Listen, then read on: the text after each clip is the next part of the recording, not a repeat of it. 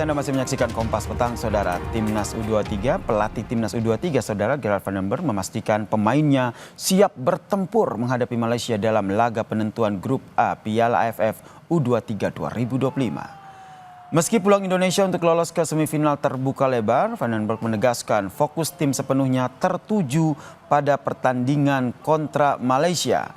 Ia enggan berbicara lebih jauh, Saudara, soal potensi lawan di semifinal seperti Thailand dan juga Vietnam, Saudara. We at first had to play Malaysia.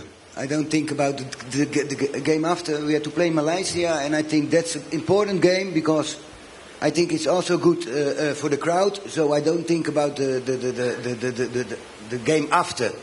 Malaysia is the most important at the moment, and that's only what I want to think of.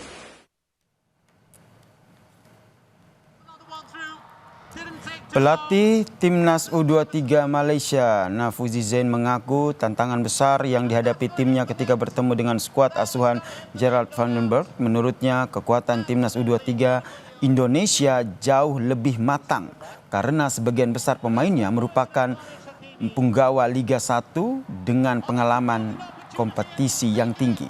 Meski demikian, Saudara, Malaysia akan menurunkan skuad terbaiknya untuk menang dan juga melaju ke semifinal Piala AFF U23. Malaysia adalah calon untuk menjuarai kejohanan ini, tetapi kita tahu kita tidak harus mengaku kalah kerana kita perlu mencari kemenangan untuk melayakkan kita ke peringkat separuh akhir. Dan kita kena betul-betul bersedia untuk menghadapi Indonesia yang begitu baik, kuat, bagus sekali pasukannya. Apa yang kita dapat lihat, dapat tengok, kita tidak akan mundur dan kita akan cuba sedaya upayalah untuk memenangi perlawanan dengan Indonesia. Analis sepak bola Firzi Idris menegaskan skuad Garuda harus menang atas Malaysia di laga terakhir Grup A Piala AFF U23 2025, Saudara. Firzi menyebut 3 poin harus dikantongi untuk mengamankan posisi meski timnas sudah meraih 2 kali kemenangan atas Brunei Darussalam dan juga Filipina. Firzi optimistis anak asuh dari Gerard van den Berg ini bisa menampilkan pertandingan dengan komposisi yang terbaik.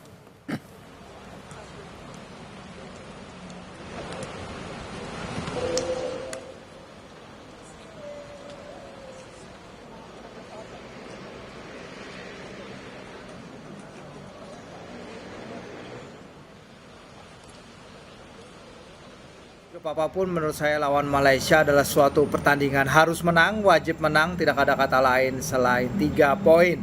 Yang menarik memang pertemuan di ASEAN U23 Championship ini kan memang menjadi kayak semacam pelipur lara kangen kita ya menghadapi Malaysia setelah beberapa lama kita nggak ketemu.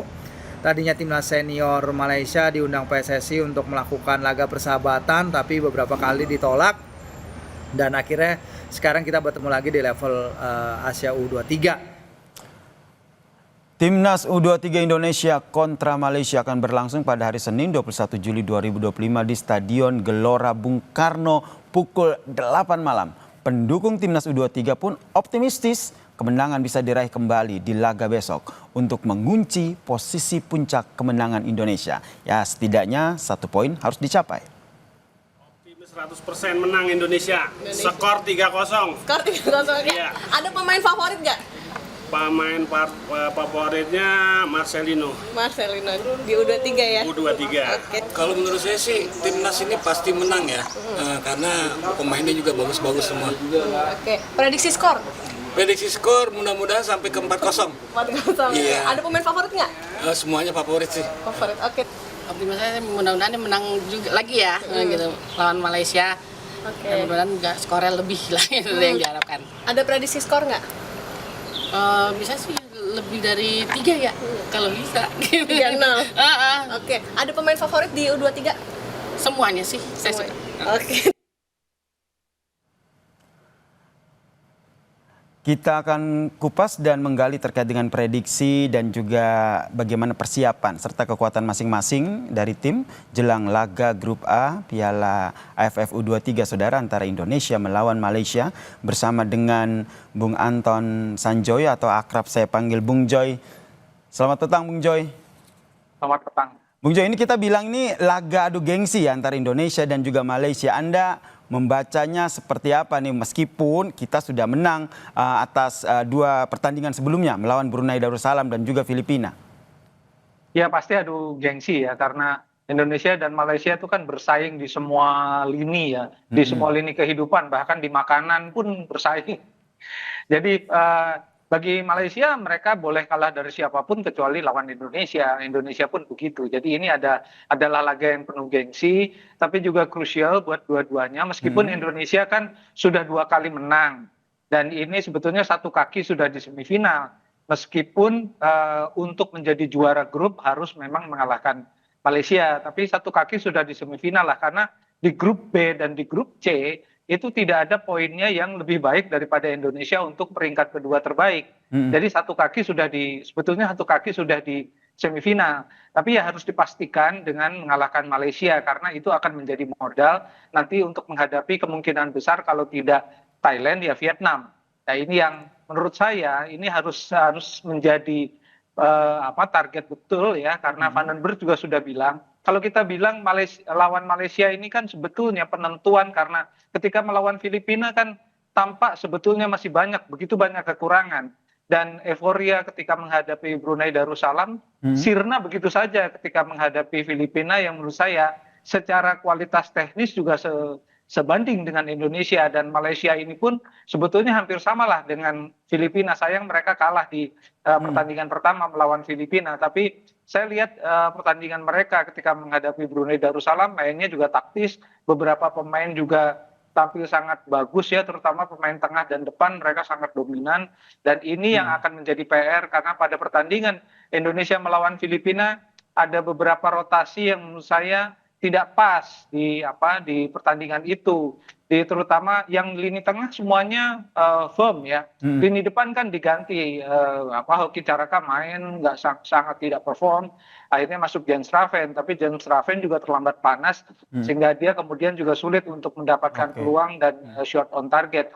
Di belakang ada beberapa pergantian, tapi oke lah, di belakang itu memang masih coba mencari formasi terbaik. Tapi dugaan saya akan kembali kepada formasi yang mendekati ketika melawan Brunei Darussalam. Nah ini sebenarnya ingin saya tanyakan, sebenarnya nanti formasinya akan seperti apa? Oke lah kita menang melawan Brunei 8-0, tapi melawan Filipina hanya menang 1 angka gitu, 1-0. Nanti pola permainannya akan seperti apa dari Indonesia ini untuk bertanding melawan Malaysia? Karena tadi kata pelatihnya Gerald Van den Berg, ini nggak main-main nih kalau seandainya kita melawan Malaysia.